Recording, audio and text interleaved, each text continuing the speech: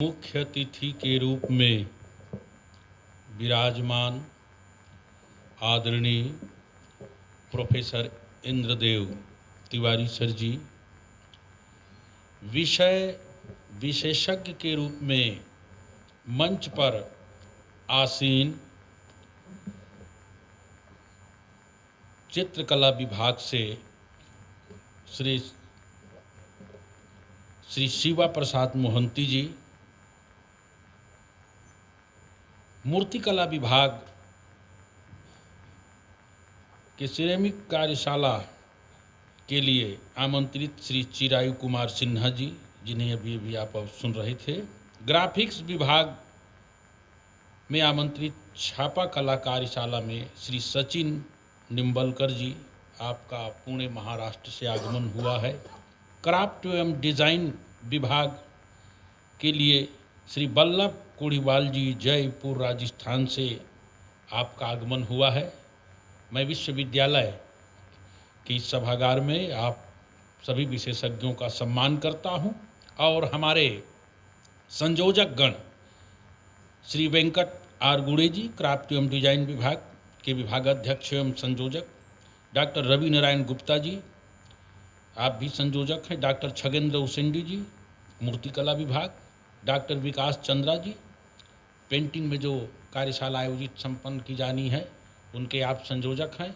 हमारे बीच विराजमान लोक कला एवं संगीत संकाय के अधिष्ठाता डॉक्टर योगेंद्र चौबे जी, कला संकाय के अधिष्ठाता भी जो विराजमान थे प्रोफेसर काशीनाथ तिवारी सर जी, संगीत संकाय के अधिष्ठाता प्रोफेसर नमन दत्त जी, नृत्य संकाय के अधिष्ठाता प्रोफेसर नीता गहरवार मैडम जी, और इस कार्यशाला को संपन्न कराने में आज जो इस रूप में आप देख रहे हैं, मतलब शुरुआत कराने में जिनके उद्घाटन के लिए हम यहाँ एकत्रित हुए हैं, माननीय कुलपति महोदया जी का विशेष आग्रह था और सार्थक पहल की आदरणीय हमारे कुल सचिव महोदय ने संगोष्ठी की अपेक्षा कार्यशाला ज़्यादा इनके लिए प्रभावी होंगे तत्काल प्रस्ताव मंगाया गया और हमारे जितने भी साथी हैं फैकल्टी के, इन सब ने अत्यल्प समय में ये तैयारी की और संदीप किंडो से लेकर के हमारे कपिल सिंह वर्मा के साथ जो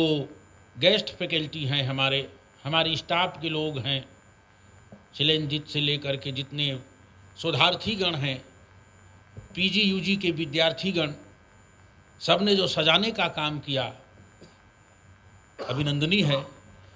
मुख्य अतिथि महोदय ने बताया कि ललित कलाओं की बड़ी महत्ता है और आदरणीय चिरायु जी इसी धरती से हैं। वो बता रहे थे कि हौसला रख, हल निकलेगा, आज नहीं तो कल निकलेगा। हमारे युवा साथी बहुत जल्दी निराश हो जाते हैं, ये नहीं होनी चाहिए। कोई बात नहीं, सफलता ना मिले सिद्धांत मत बदलिए, रास्ते बदलिए, क्योंकि वृक्ष अपने पत्ते बदलते हैं, जड़ नहीं बदला करते। इसलिए कोई बात नहीं, इस रास्ते से ना मिला उस रास्ते से।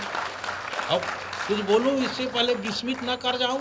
100 किताब की जो बात सर कह रहे थे, महात्मा गांधी का कथन था, अपने गुरुओं और पुस्तकों के पास शुद्ध हृदय लेकर के जाइएगा, ज़्यादा अर्जन करेंगे।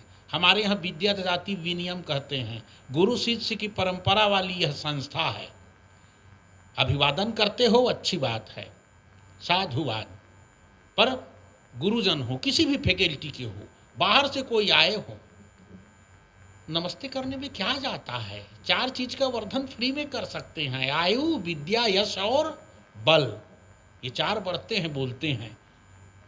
मैं किसी विभाग संकाय की बात नहीं कर रहा हूं, पर उन विद्यार्थियों से कह रहा हूं, सम्मान पाने के लिए सम्मान दीजिए और व्यवहार सीखिए आगे। ये जो पुस्तकी ज्ञान, ये डिग्रियां जीवन के ज्ञान नहीं है। महात्मा गांधी कहा करते थे, डिग्री वाली शिक्षा नहीं चाहिए मनुष्य को, व्यवहारिक शिक्षा चाहिए। और इसी बात को विनोबा भावे जी आगे बढ़ के कहते हैं कि लाइफ एजुकेशन दो, अर्थात जीवन शिक्षण। सौभाग्य की बात है कि हमारा विश्वविद्यालय लाइफ एजुकेशन देने वाले संस्थाओं में महत्वपूर्ण है।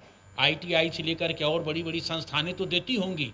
लाइफ एजुकेशन से मतलब है कि वो विद्या, नौकरी ना मिले कोई बात नहीं, आपके जीवन में काम आए। और कोई भूगोल पढ़ लेगा, गोल्ड मेडलिस्ट हो जाएगा, तो क्या अपने खेत को जरीब से नापता रहेगा क्या?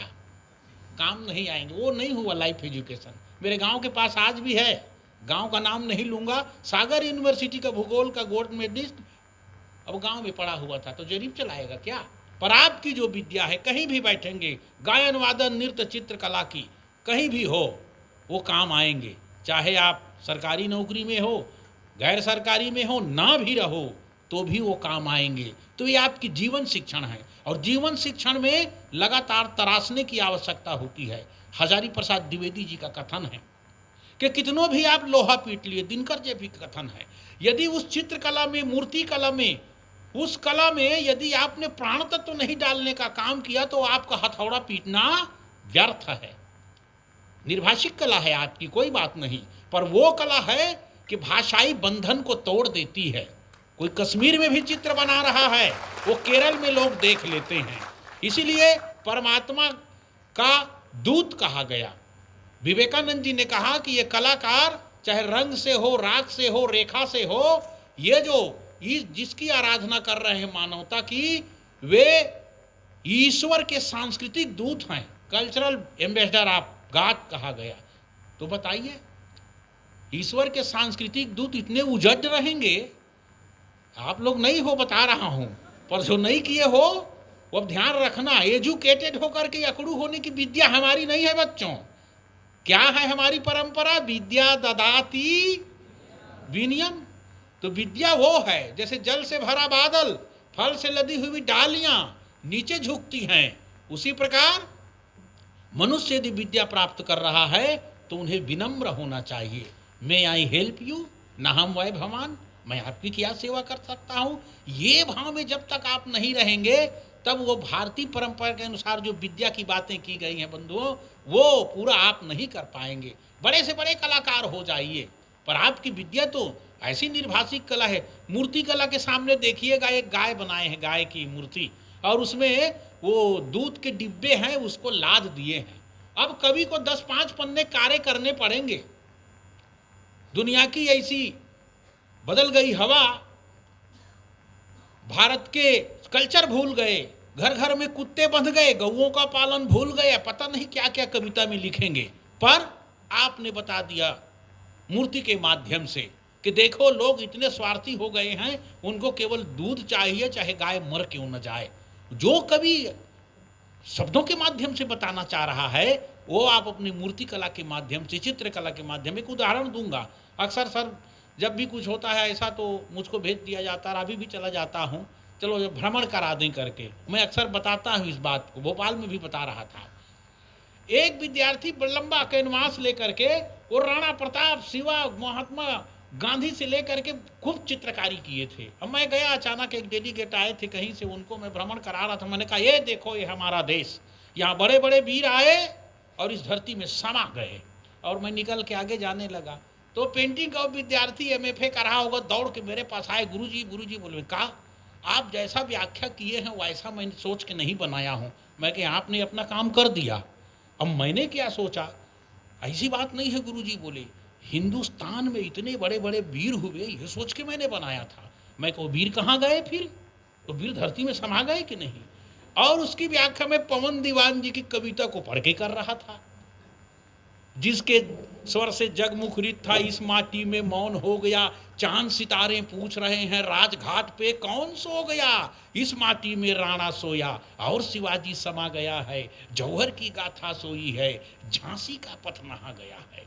तो देखिए, एक कला दूसरे कला की। इसीलिए कलाकारों ने कहा, जो सर्वोत्तम चित्र है, मूर्ति कला है, वो मनोरम काव्य है, और जो मनोरम काव्य है वो सुंदरतम चित्रकला, या जो भी आपकी और कलाएं हैं, मूर्ति कला है, वो कहा गया। क्यों ऐसा कहा गया?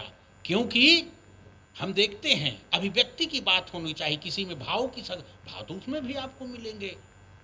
भाषा बंधन नहीं हुआ करते। आचार्य मम्मट ने जो 6 उद्देश्य बताए काव्य के, उसमें से 3 उद्देश्य तो आप में भी आते हैं। उसमें यश के लिए, धन उपार्जन के लिए, और सर ने जो कहा स्वांता सुखाय के लिए, तो स्वांता सुखाय के लिए भी होता है। तो आपसे मैं एक ही अपेक्षा करता हूँ कि इस कार्यशाला में जो सक्रिय हैं और जो मंच परे हैं उन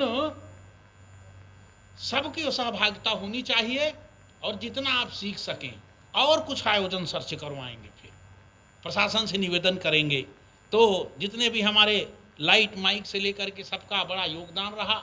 अब बिजली की व्यवस्था करनी होगी, बता रहे थे, वो भी व्यवस्था हो जाए तो बहुत बढ़िया आप सीखेंगे।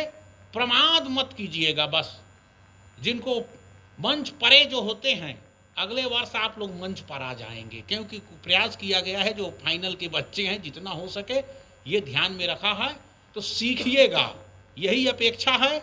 और सभी महानुभावों का पुनः मैं इस विश्वविद्यालय में स्वागत करता हूं।